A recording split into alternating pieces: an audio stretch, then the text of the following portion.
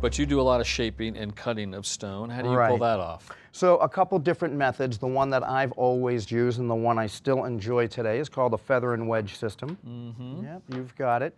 So these two pieces make up the feather part, and that is the wedge. Goes in between the two right there. Exactly. So I always put one in, then I put my wedge in, and then I'll sneak in.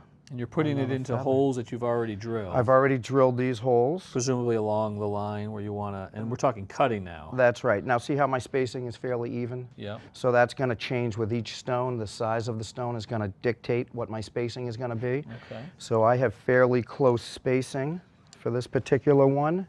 And again, all we're going to do is tap, tap, tap, but you have to remember that patience is your virtue. If you use too much strength in your hammer or not enough, it's going to break not where you want it to. So we're going to start off with a very light tap on each one. Sort of sets it in there. Yeah. And again, you want to listen. You hear this one? So this one is already tight and it's around a hard piece of stone. So I'm going to try to concentrate on these two a little more. And again, everything is a tap.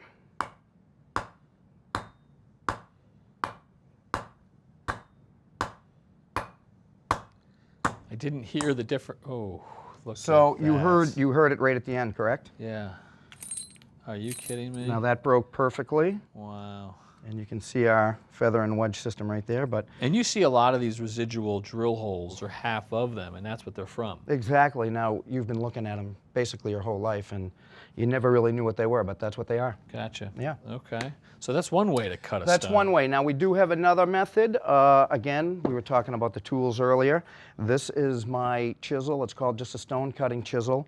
This one in particular is called the tracer, and that's what I'm going to do. I'm going to pick up my hammer. I'm going to find my line right here, but I'm going to define it with my tracer. All right. So just tap, move down, tap, move down, tap, move down.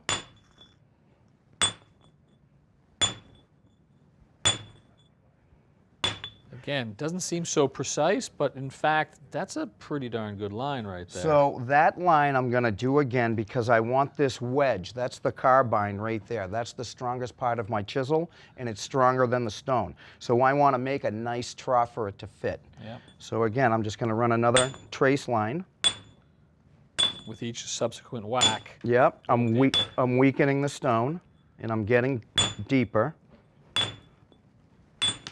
And again, I'm going to make a trough so my chisel can sit nicely.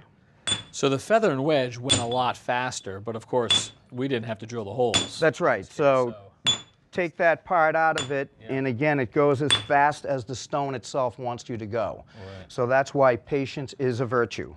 A straight line right there. Yep. And I'm going to just stay the course.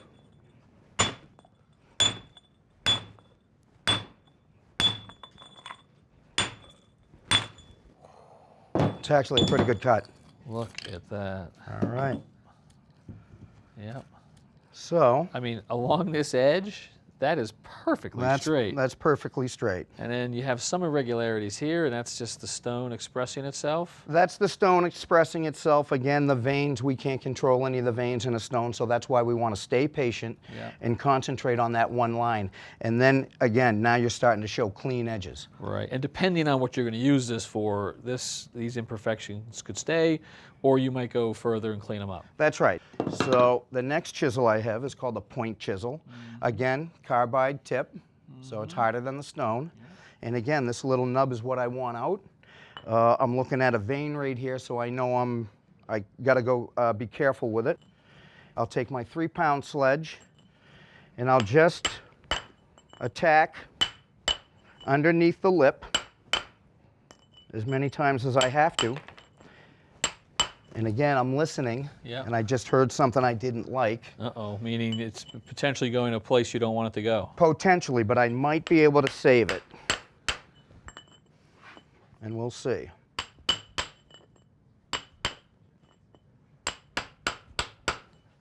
All right, I think it's starting to pop. Oh, There it is. There we go. So now I can take this stone and I have options. I can lay this flat, which again is important in a wall because you need everything flat, sitting well.